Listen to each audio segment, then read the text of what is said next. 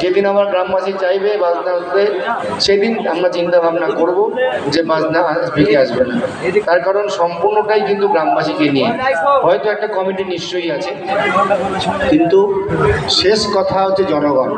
জনগণই বলবে শেষ কথা, এবং জনগণের নিশ্চয়ই বিগত বছরগুলির তিক্ত অভিজ্ঞতা আছে, এবং তারা কখনোই হয়তো আর বলবে না যে বাজনা এনে তোমরা নগর সংকীর্তন করো।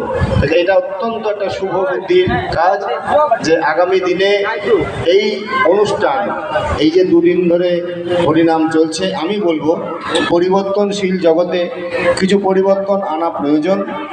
যে দুদিন ধরে হরিনাম হচ্ছে, সেই হরিনামকে একদিন রেখে একদিন লীলা সংকীর্তন যদি আমরা করতে পারি, এটা আমার ব্যক্তিগত জায়গা থেকে, ব্যক্তিগত অ্যাঙ্গেল থেকে আমি বললাম, একদিন হরিনাম রেখে একদিন লীলা কীর্তন করলে, কারণ প্রত্যেকটা জায়গায় কিন্তু পরিবর্তিত